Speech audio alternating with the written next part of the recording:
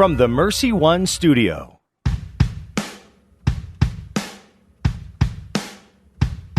Welcome, folks, to The Uncommon Good with Bo Bonner and Dr. Bud Marr.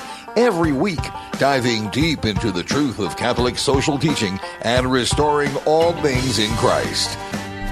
The Uncommon Good is on the air. I'm Bo Bonner. And I'm Dr. Bud Marr. Gobble, gobble, gobble. Coming to you live from these thankful United States, all across this great land of ours in two different time zones. I am over here in Des Moines, Iowa, where I am the Director of Mission and Ministry at Mercy College of Health Sciences. Also, Executive Vice President of the Newman Idea. Maybe we can talk about that later. I know that's a little bit of a title change. You can find what we're doing at mchs.edu and newmanidea.org. Bud, what do you do out in Pittsburgh?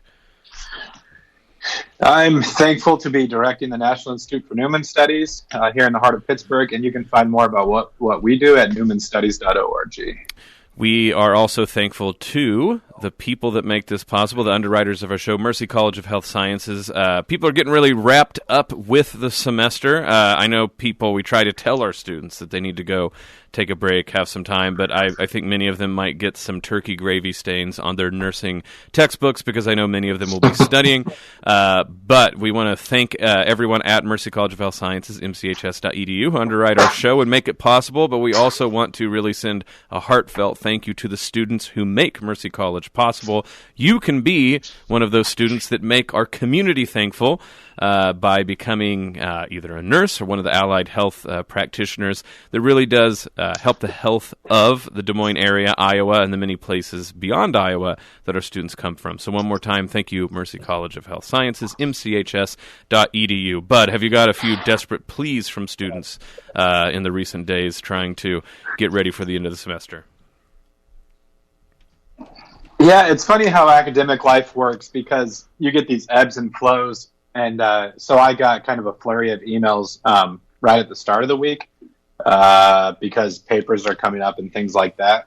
But right when you go into like today, you just hit this like dead spot. So it'll be 48 hours of email-free life. You can just like see like you put on your email and there's like tumbleweeds literally going across the screen. Yeah, it's like in the movies where like aliens attack and you see like the guys looking at the radar with the airplanes and everything, and suddenly just it all disappears. Wow, that's very graphic and specific. So thank you for recalling a lot of like late 90s, early 2000s movies. In this metaphor, I am the alien and my students are the airplanes. Who is Will Smith? That's who I'm asking. Yeah. Well, so today is obviously the day before Thanksgiving. We're going to be talking about why we are thankful. The guests we have are actually in studio.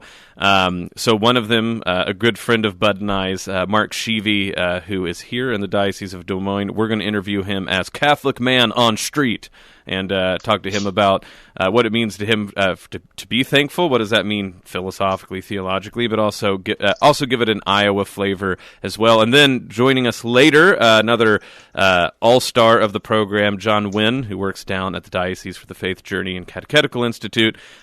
He will be joining us here in about 20 minutes. And John always has wonderful takes on everything, but particularly on why we should be thankful. I think we're going to have interesting takes. That's the only way that I can really think to put it. So it's wonderful to have friends on the show, and we're thankful for that.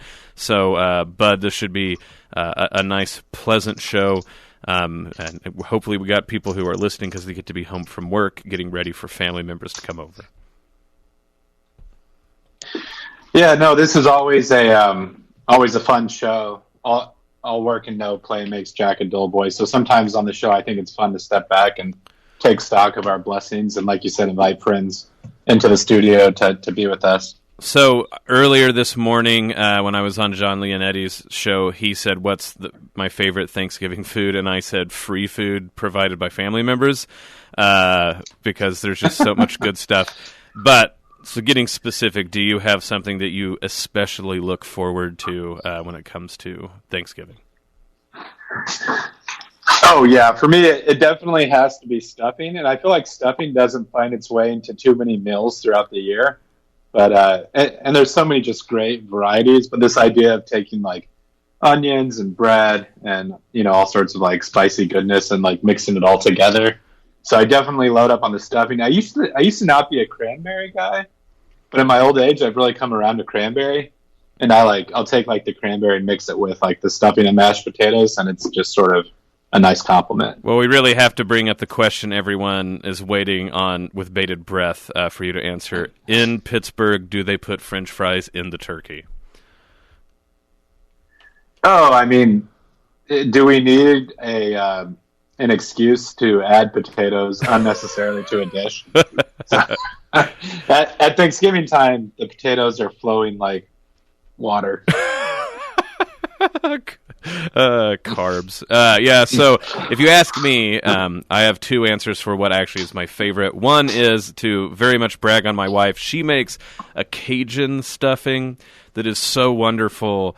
It doesn't even make sense how good it can be. And too many people are lame and not up for the challenge, Bud. So many people are used to sort of like stuffing being a certain way. Like, for instance, you gave a very Nebraska answer when you talked about stuffing and you said bread and onions. That's the first two ingredients. So Cajun stuffing is sort of like out there for a lot of people, but honey, oh wow, you make a perfect stuffing. But then also throw out to my Uncle Dean, who knows how to make he makes fried Cajun turkey, and it is dangerous to make because that stuff will explode and catch on fire, but it is wonderful and beautiful. So, well, Bud, now we're hungry, so that's a good time to transition to say, stick around. We're going to have a really wonderful, fun show. We're glad you're listening to us. It's The Uncommon Good. Bo Bonner and Dr. Bud Marr. Stick around. We'll be back right after this. Folks, if you happen to be listening and you really want to let us know what you like to eat or look forward to most in Thanksgiving, or even what you're thankful for, especially nice, witty, but appropriate answers, you can do so on the Zip Whip line. 515-223-1150. That's 515-223-1150, the Zip Whip line. 515-223-1150. I'm going to take the time to say I'm thankful not only for the Zip Whip line, in which we've been able to talk with many wonderful people and hear their input. But I want to thank the person who mans the line and the whip, Jimmy Olson. Thank you, buddy, for all that you do. And thank you, Tony, back there, who's not actually listening because he's editing something. But I want to thank the people here at the show that really make the radio show possible. So thank you guys very much. I have no turkey or food to give you, but I do have these commercial breaks. We'll be back after this. Why do folks give to the Catholic Tuition Organization? Probably because they love Catholic schools, right? Well, partially, but they also like the tax benefits, or they were helped when their kids were in school, or they have been blessed and want to bless others. Whatever the reason, the 65% tax credits are great, and after all, it's for the kids and their future. Online, ctoiowa.org. Thank you to R&R Realty Group Apartment Communities for their support of Iowa Catholic Radio and John Leonetti in the Morning. R&R Realty Group Apartment Communities have unique amenities and award-winning property management. Sierra Point and Country Club Village Apartments in West Des Moines and residents at 62W and Wynwood Apartments in Johnston. R&R Realty Group Apartment Communities wants you to love where you live. Learn more at rrrealty.com. That's rrrealty.com. Find out how you can support Iowa Catholic Radio at iowacatholicradio.com or 515-223-1150. Vitae Family Care is part of the Iowa Catholic Radio family. Pro-life physician Greg McKernan, a DO, has practiced for 27 years, seeing patients of all ages with just about every kind of need. Dr. McKernan lives his faith as a physician and is trained in NAPRO technology, allowing him to diagnose and treat many female conditions and even markedly reduce the occurrence of a miscarriage. VitaeFamilyCare.com. Remember, Vitae is Latin for life. Hello, friends. This is Father John Ricardo from Christ is the Answer and Father Knows Best. And I'm going to be in Des Moines on December 7th, 7 p.m. at the Iowa Events Center Ballroom with Iowa Catholic Radio and Ut Fidem. You can be a part of this extraordinary evening with me, as well as the premiere of The Veil Removed. Learn more about how to get tickets and details about the night. Be part of this extraordinary evening at iowacatholicradio.com. iowacatholicradio.com.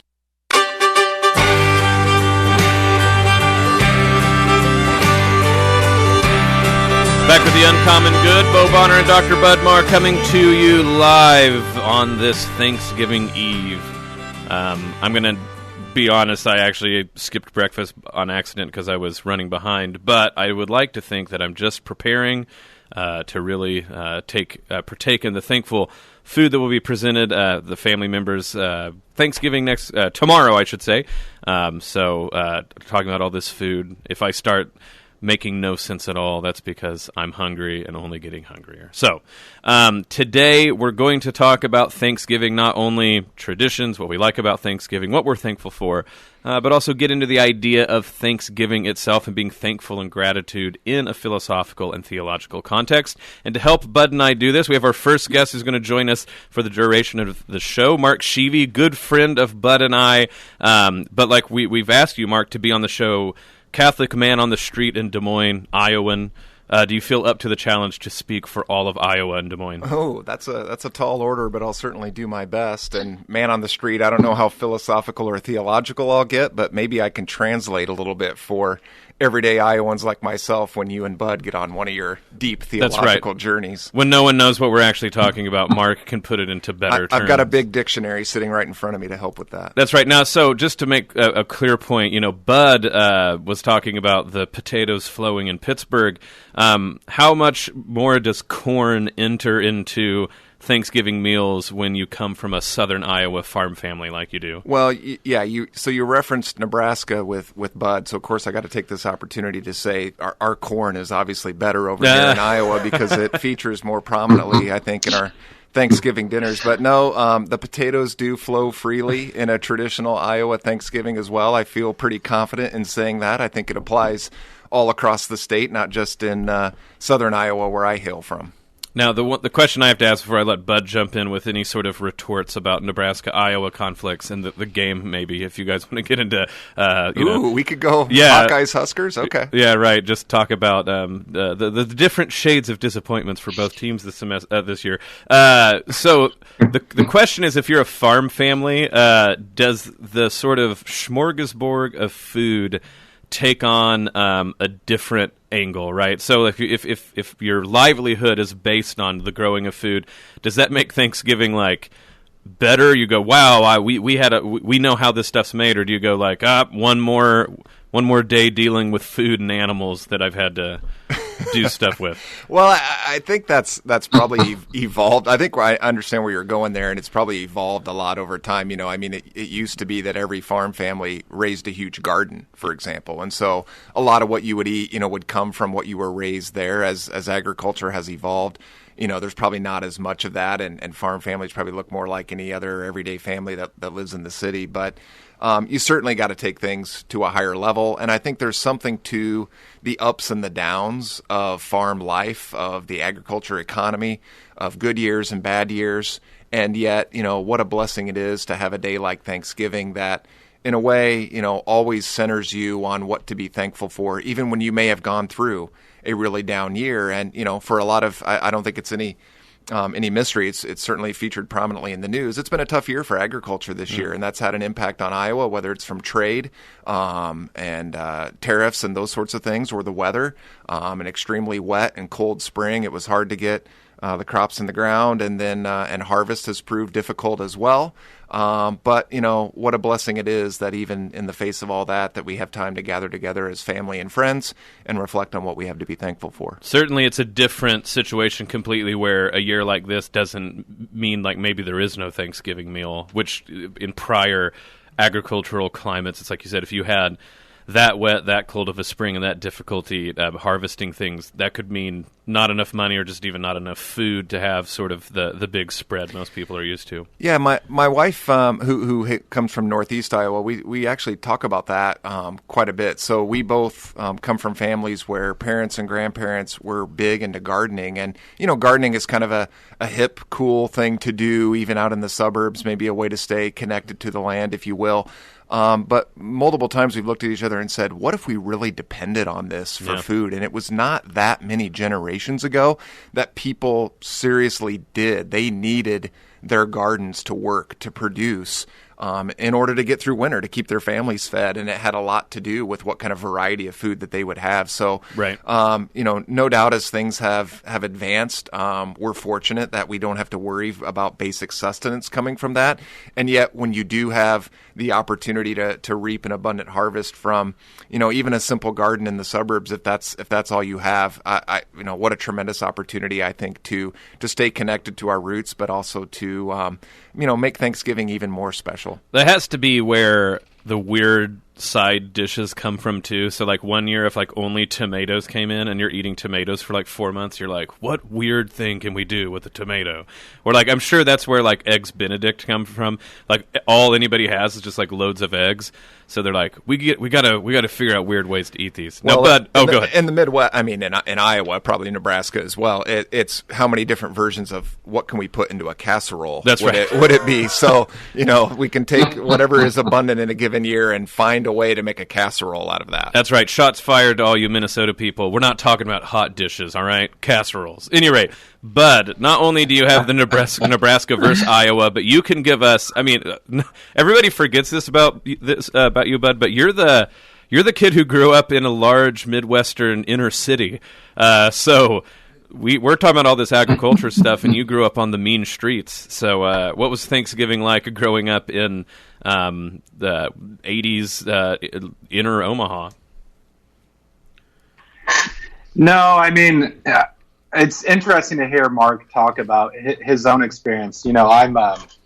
I'm just like one generation removed from farmers. So my dad grew up on a farm, and I think for him, there's always been kind of an idealized version of that. And he's wanted to, I think when we were little, he actually wanted to try to provide that for us, but it didn't work out. Of course, for us, like many Americans, like just being with family and celebrating God's blessings was a big deal. So for myself, I think I always think back to being in my grandmother's house, and it was a house that really only had like 2 or 3 bedrooms, but we would squeeze 45 people in there. Yeah. And that is, in a certain sense, kind of a foretaste of the kingdom of God. The sacred scripture uses all sorts of feastal metaphors to describe heaven. Yeah, Thanksgiving for us was always down at Big John and Aunt Joe's. This is my great uncle and great aunt. And they had a farm out in the rural Garfield County, Oklahoma, outside of Garber, where, in my mind, it was this huge place. It's not. They had to unfortunately sell it a few years back. But we had 2 TVs. That was a big deal, right? Like they kept one so that you could have 2 different football games on back when that was a huge deal. But we had, like you said, almost 100 people, if not more. And it's just running around the farm, getting injured on hay bales, probably getting tetanus, but no one caring. It was the 80s. Everybody who was from 10 to 14 were taking turns learning either how to drive on the farm or shoot shotguns. All of it starts to be mythic because you can never think back about what you're actually separating about what really was the case or what wasn't. My Uncle John, God rest his soul, we always thought of him as something of like Paul Bunyan. And, again, you think, maybe you're just a kid and he's a big guy. But one time when he went in to get a bypass for his heart, they had to go get, an artery out of his leg.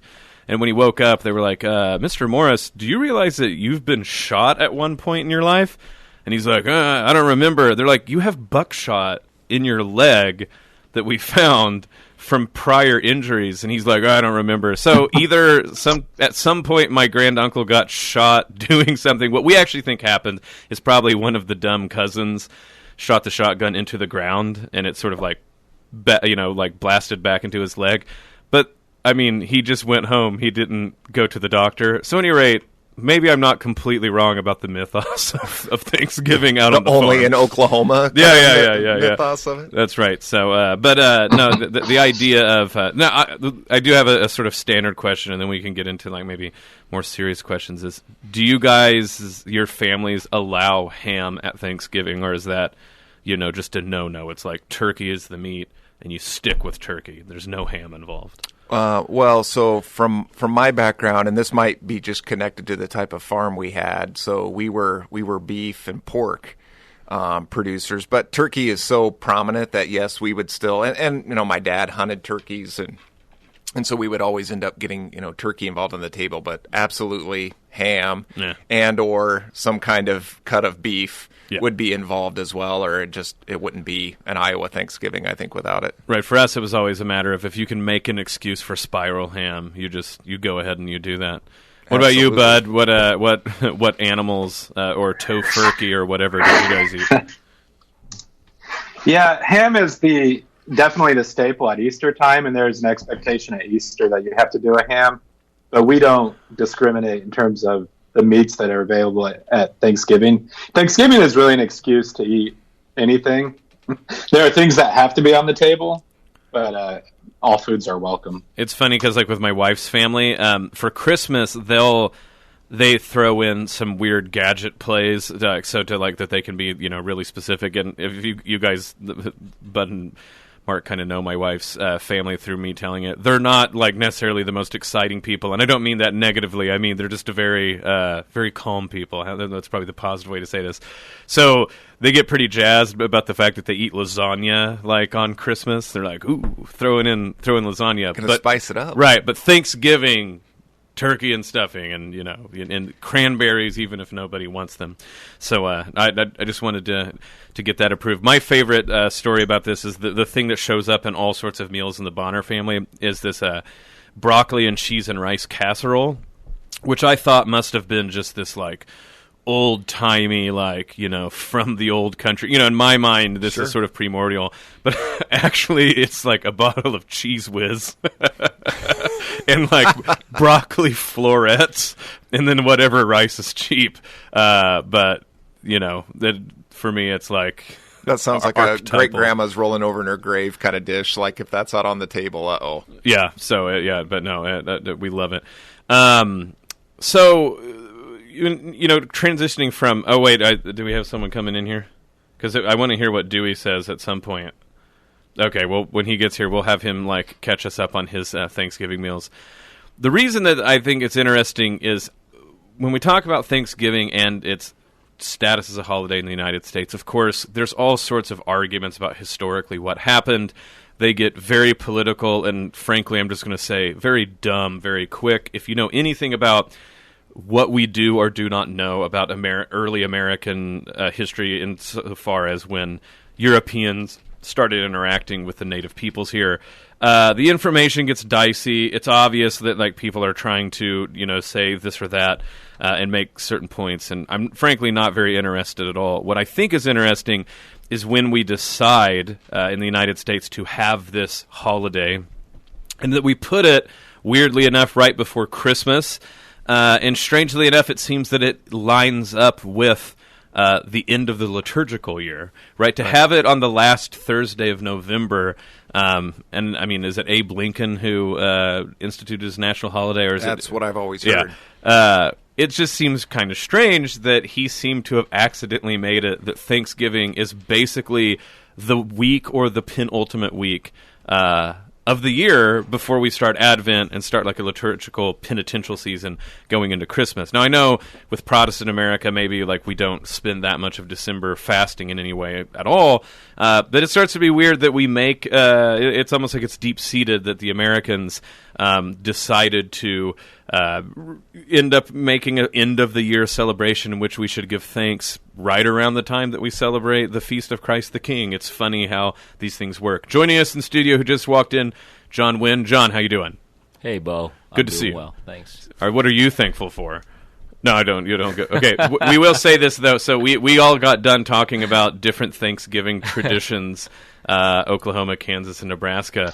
So I'm guessing Vietnam does not have Thanksgiving or exactly something that maps completely with it. No, we're perpetually cynical. So. That's right. So what I want to know is, what was it like for you to encounter this this holiday where everyone's like, get as much food as you can, the biggest birds as possible, and see if you can die eating them? What's funny about it, right, is growing up, even going to school and everything else here in the U.S., we never really celebrated Thanksgiving at home. It was my folks, myself, my sister, and we just never did. Not until, we reached essentially college age was when we started to notice there's some significance here in terms of, people gathering with their families, because you get to college, you realize your friends are going home to their families and all of that stuff. So then we told mom and dad, hey, we should probably do something for it. And mom, of course, being the good chef that she's like, oh yeah, I'll cook something. So cooks up a feast, pho. Yeah, right. That's what I figured. Yeah. or other Vietnamese. But that's about all that we've done to celebrate Thanksgiving is together. Now that we're all married and have children and everything else, we do gather together. Like this coming Friday, we'll be at my sister's and we'll we'll have everyone over and do the proper Thanksgiving ordeal as the American folks, prescribe it. Oh, go ahead. Well, I was just going to ask, so is that just because it's just not your thing with your culture, or is it, I know Vietnamese, from what you've shared with me, Vietnamese culture very much on family and getting together and food and abundance of food and all of that. So is it more like we do this all the time? That's exactly it. That's okay, exactly it. Right. Yeah, I mean, my mom was offended when I told her I was going to move out at 27 years old. I said, or rather at 25, I'm sorry. We were dating, and I said, eventually we're going to get married. We'll probably look for a house and move out and stuff. And my mom's like, wow, what's wrong with our house?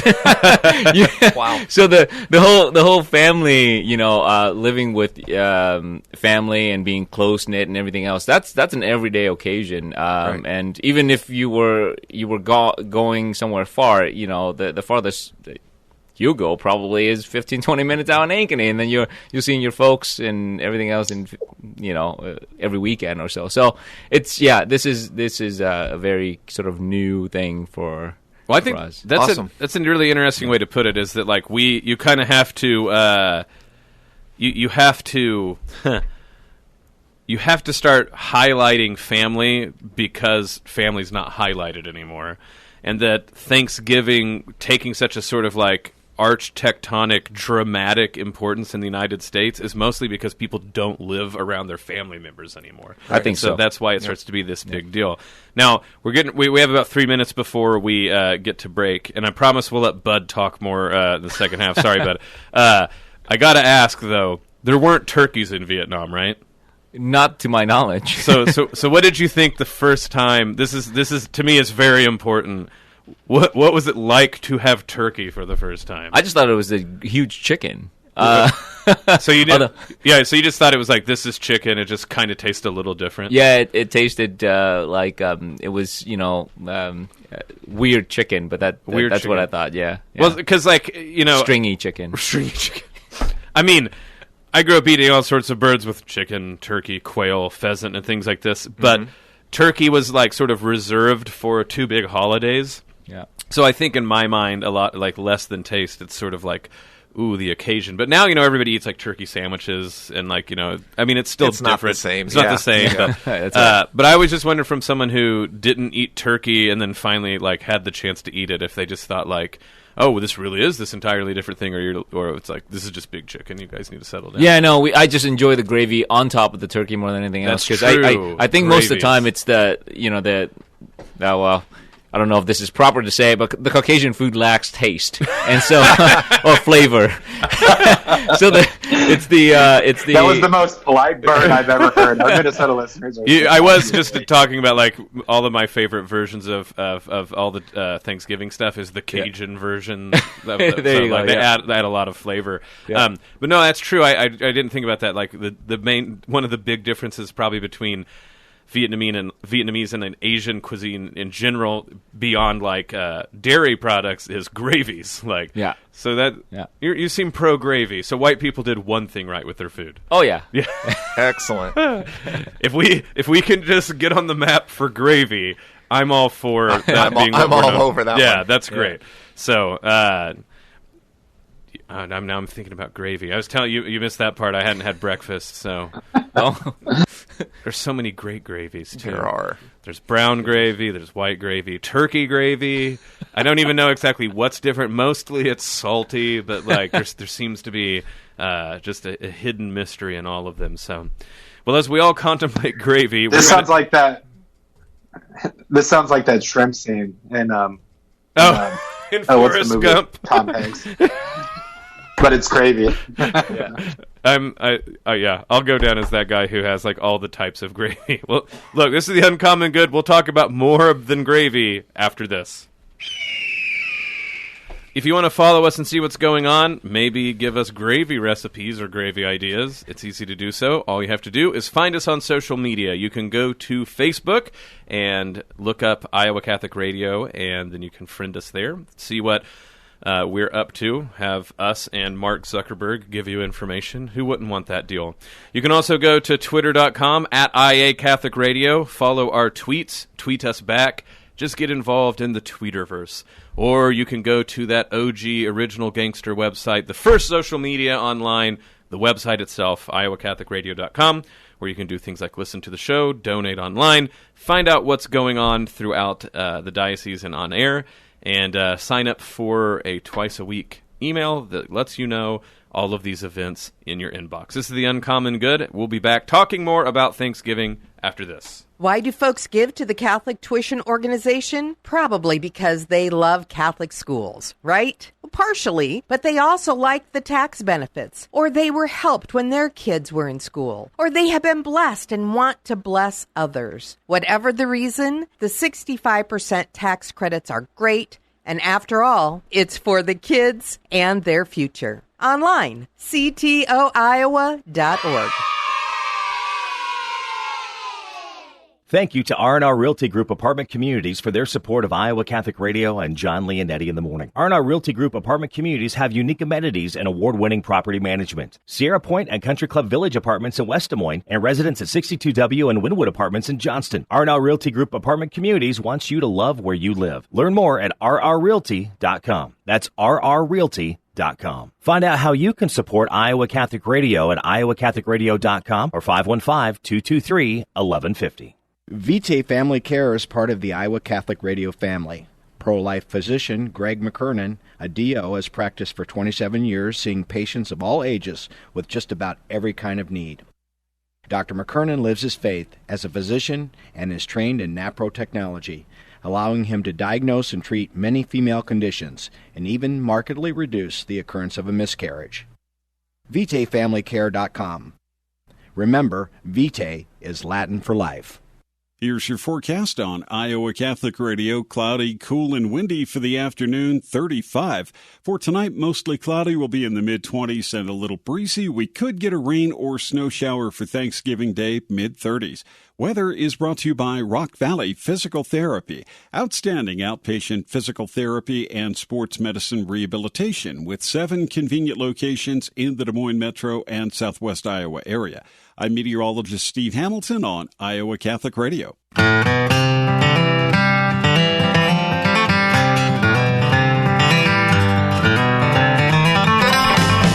Back with the Uncommon Good, Bo Bonner and Dr. Bud Marr joining you this Thanksgiving Eve. Spent the first half of the show with our wonderful guests Mark Scheve and John Huynh talking about Thanksgiving traditions, mostly about food, making ourselves hungry. It all devolved into gravy talk. What a pinnacle to move up to. That's right. So now that we got the important stuff done, we can maybe go on to, that silly philosophy and theology stuff. So Thanksgiving itself, an important word to consider, as many people probably will hear in some regard in a sermon, if not this week, maybe hinted to on Sunday. Thanksgiving and the very word Eucharist have a lot in common, of course. It I wouldn't say that it's a straight-up translation of Eucharist, but certainly the same roots, and depending on how you put it, that would be a way to say it. Before we get to the theology of the Eucharist, though, and how this has to do with Thanksgiving, I think it's important just to ask about gratitude itself, and where does it come from? Gratitude, etymologically, it comes from the Latin, like being thankful or having thankfulness. But when you consider it and how people bring up the word, say someone like Thomas Aquinas, where does the virtue of being thankful fall? Universally, it falls under the main virtue of justice. It has a lot to do with things like gratitude itself, so what we owe in thanksgiving to other people. It has to do with piety, so the piety that we owe, the debts that we owe to our parents, our family, our country, our city, that we don't exist without them. But then finally, the main virtue underneath justice that it also pertains to is religion. Religion being that subset of justice of what we owe God. We owe God worship because of just who he is as God and his creation of the world and his sustaining of the entire universe. And you start to see that something like being thankful is not just a nice sentiment.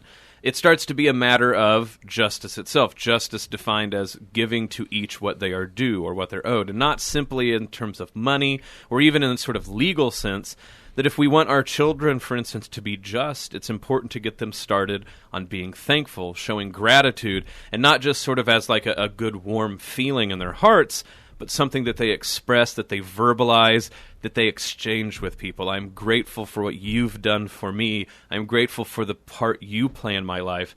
I'm grateful because I can't be myself without these relationships. And so Thanksgiving, sure, secular holiday, we throw all sorts of trappings in it, turkeys, gravy, whatever, football.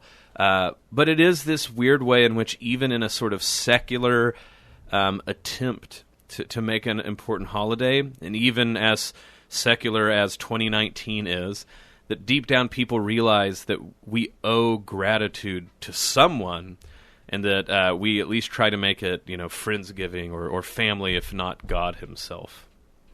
Yeah, I think there's a lot, to probe in there, and just kind of from this, all right, every man on the street kind of perspective thing here, when you throw out the word justice in the context of being thankful, of giving thanks, and you talk about thankfulness as there is kind of an aspect of it that it's a nice sentiment. How does the justice element and the sentimental element play together? Because certainly you want thankfulness to be sincere, and all of us here have kids, and we've probably all experienced ourselves either as a child or and with our own children, where you'll almost yell at your kids and say, "Be thankful, right now. Say thank you, be grateful," and there's why? Because it's just, it's right. There is something that is owed there, and yet there's also a sense that there's a gap if it's not sincere, if there's not a sentimental element to it. So, just from kind of a layman's perspective, I don't know if that's a good question or not, but how would you parse out the sentiment aspect versus this justice aspect, and how the two work together? Yeah, there's a Greek sort of conversation that happens between Cyniscus and Zeus. Oh my gosh, we're going deep. And Cyniscus asks Zeus, wow. right?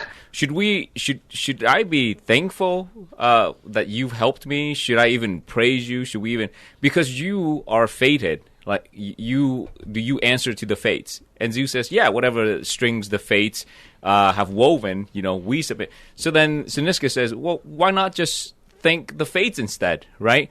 And I think your question hits at the heart of the matter here, Mark, is because, if all things then, in some sense, are, as we say, obligated in a matter of justice, like we talk about, like, we owe God this, and so, therefore, we must thank God. Should there be some sort of freedom in that thankfulness? Because if there's no freedom in that thankfulness, right, it's meaningless. Like Cyniscus would say, right? There's no point in thanking the fates if the fates have woven in all these things. If it's all been predetermined, yeah, right. Yeah, I think this is actually a place where the church has an important opening to share the gospel. Some theologians talk about a lack of gratitude as almost like the fundamental act of idolatry, that as creatures, like you're saying, Bo, our first sort of responsibility before God is to have that kind of thankfulness. And I think our culture kind of recognizes that. Like once a year, we've even created this secular holiday to say this is a day of Thanksgiving. And I don't know, maybe this is the fundamentalist in me, but just to be grateful to the universe doesn't seem to cut it. Like, I'm grateful that I exist and this good food is in front of me. I think, this is sort of a case of natural theology where there's this impulse in human nature to want to express gratitude to someone who loves us and has provided for us even before we are able to do so for ourselves. Well, but I think that's a great way to get to Mark's question, like through, Dewey's concern here is the reason we can express gratitude and show gratitude back is because we are we have rationality, right? So we have words, we have signification that we can do these things on purpose, even if it's not words, right? We can shake hands, we can hug, we can make up holidays. It seems to me that when you do that to the universe, you're sort of feigning doing that because, of course, the universe doesn't recognize the signification. It doesn't recognize the sign. You can yell to the Grand Canyon, thank you, all you want, and the Grand Canyon will only echo back your voice. The reason it's necessary in terms to have actual gratitude, to express it to rational creatures, is because that not only they can understand it, but then you've actually made an actual act of gratitude.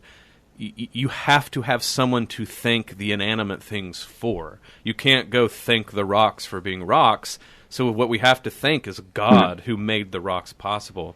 And I think this goes back to what you're getting at, Mark, that what do we do if our kids actually aren't grateful? Heck, what do we do if I'm not grateful? Like, right. I want to be, but I don't feel that way. And to be the old team Aristotelian here, there's a lot of things in which the first recognition that we want something but we don't have the desire, or at least not the strong desire that we want, is to realize that we have to get in the habit of doing those things. Yep.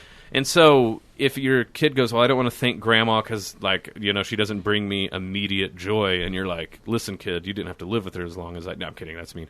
But the idea, of course, of anything is if you want to be that sort of thing, the person who has gratitude isn't just gracious, they actually love gratitude.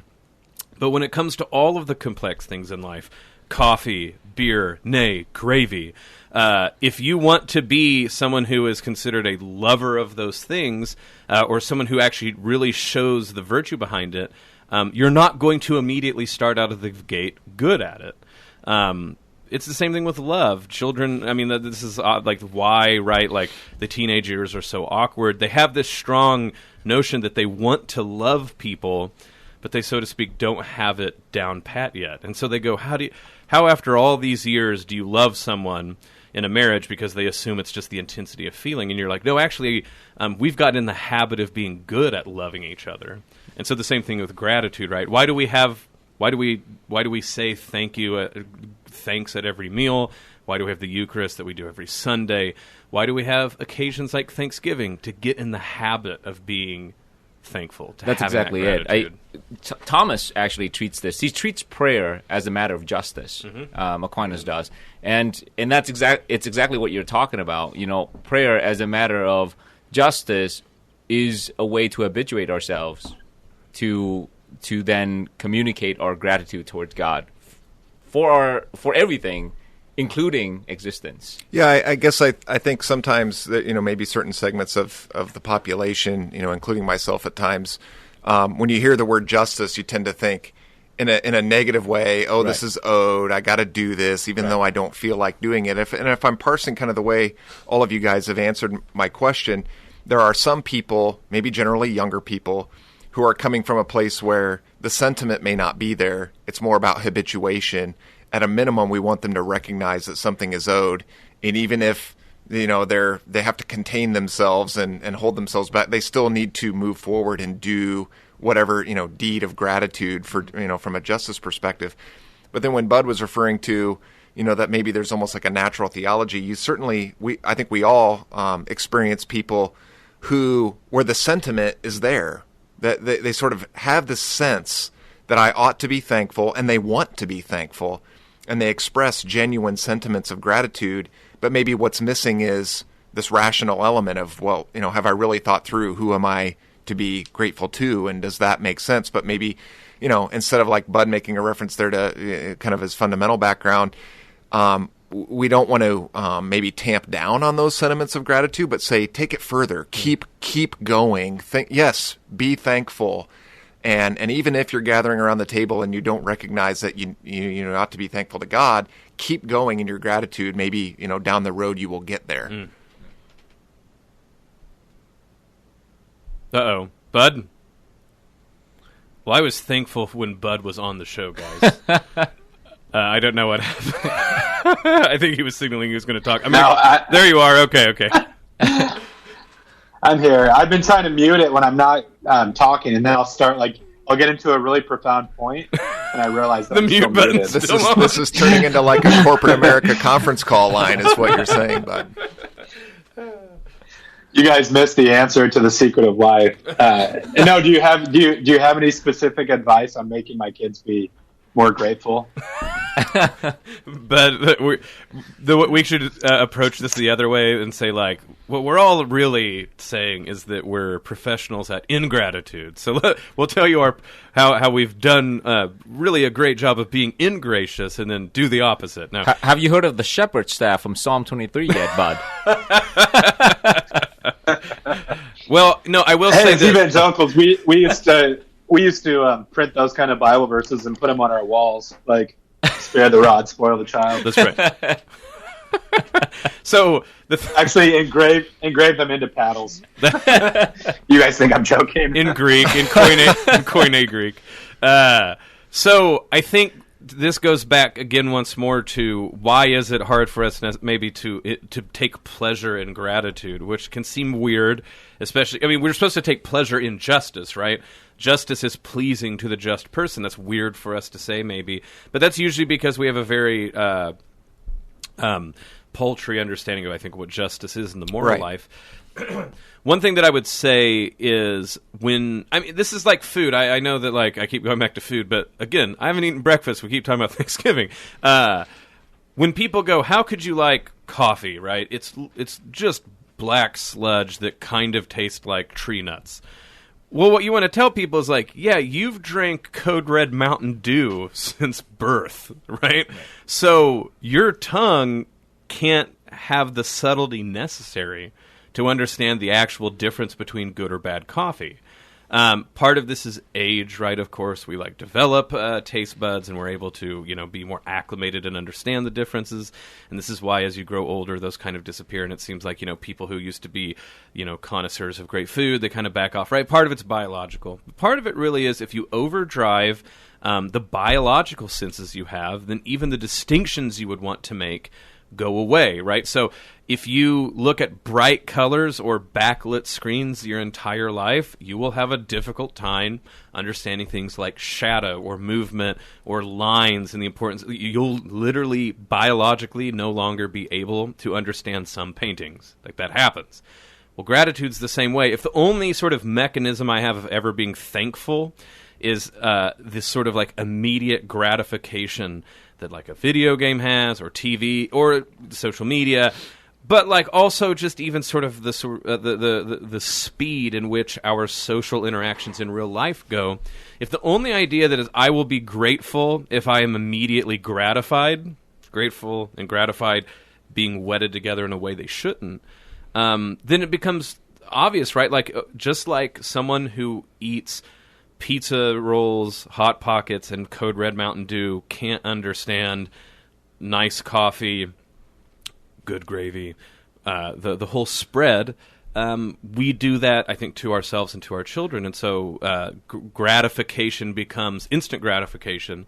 No wonder we can't be gracious about family members or long-lasting things or subtle things like the good created order coming from God. What about sufferings? What about...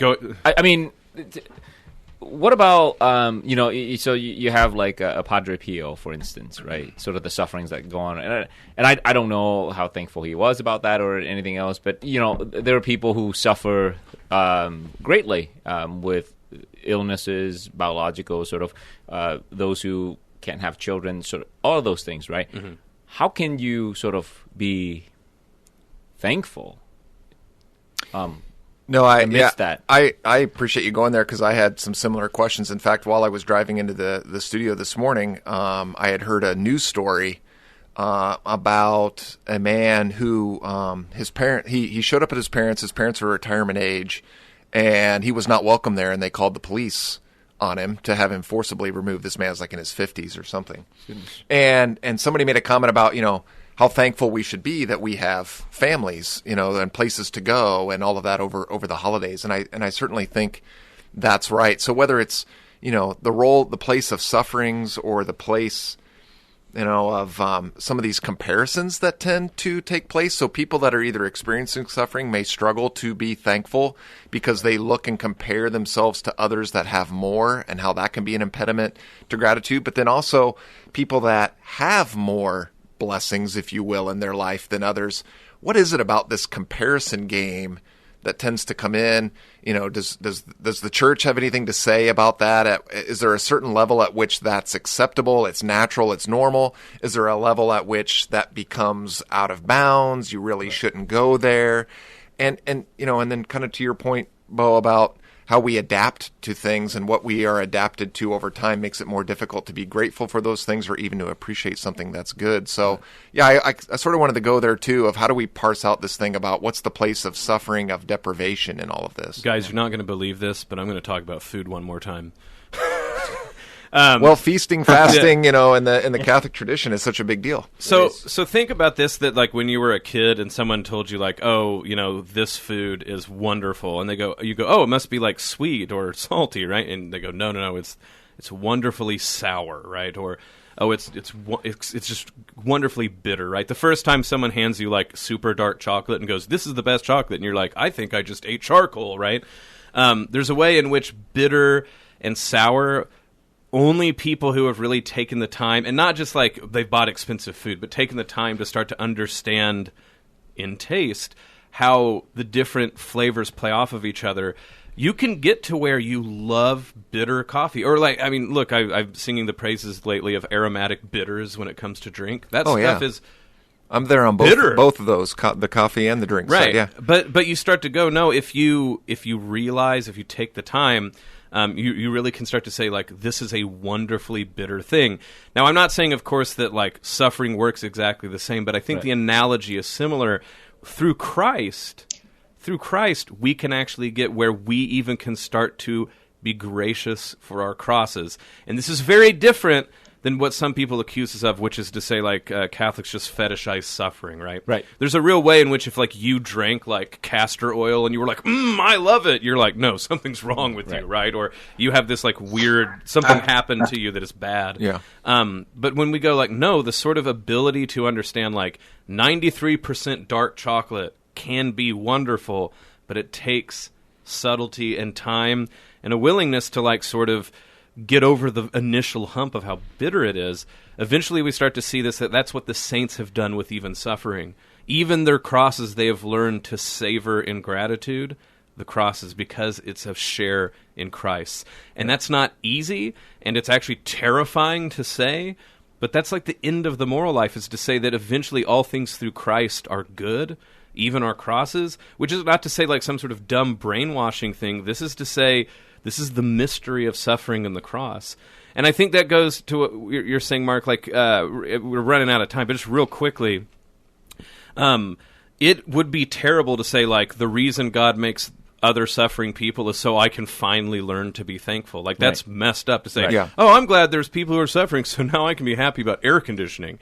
Like that's a terrible lesson you need to learn off the back of the suffering. However, the church inverts this again once more through the poverty and the self-emptying of Christ, which is to say, no, actually the poor are a gift to you who are rich, because it's through your demand, the justice you serve by taking care of them, that you even have a shot at the kingdom of God. So actually it's not a matter of like, I should look at the poor and go like, man, I'm thankful that I'm not in their boat. Or even the less sort of mean go like, oh, I'm thankful that I'm not suffering like them. But you go, actually, I'm thankful for the poor because Christ is in them. And that if I serve them, I have a chance to go through that needle eye that supposedly it would be harder for me than the camel to go through. I have to be not thankful that I'm not the poor. I have to be thankful for the poor because they help me have a chance at the kingdom of God. And that's the mystery of what we mean by this deep, understanded Thanksgiving. Unfortunately, we're out of time. Bud, John, Mark, thank you guys for joining the show. It's been a fantastic one. And really, happy Thanksgiving to everybody. Safe travels. Eat well. Load up on the gravy.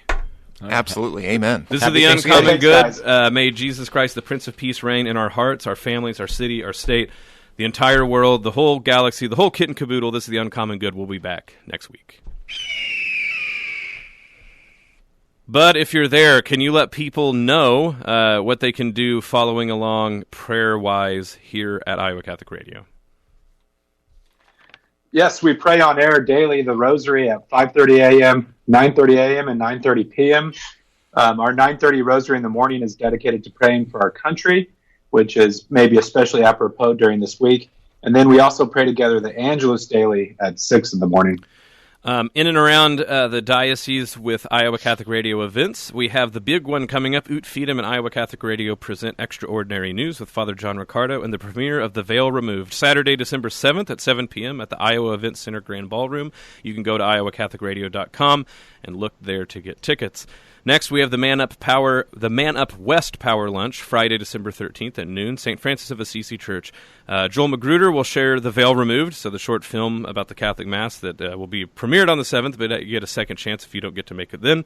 The stories behind the creation of the film, how to educate others about the amazing sacrament few really understand. Lunch is provided by Chick-fil-A. Learn more at the Man Up West Power Lunch at iowacatholicradio.com.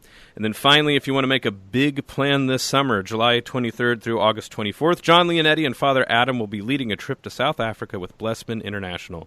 Space is limited. Applications need to be in by May 21st. You can change the life of a child in South Africa with John Leonetti and Iowa Catholic Radio. Again, iowacatholicradio.com for details. Folks, we covet your prayers. We also covet any ability you can to help us keep this ministry going. So, again, you can go to Iowa Catholic Radio and donate if you feel so moved. But finally, again, we want to say we're not only thankful for everyone here at the station that makes this possible, we're very thankful for you. We are sustained by your prayers and generosity, and for this we give you thanks. This is the Uncommon Good. Folks, we'll be back next week. The Uncommon Good with Bo Bonner and Dr. Bud Marr is heard every week on wonderful Catholic stations like this one, and anytime on podcast. Just search for The Uncommon Good.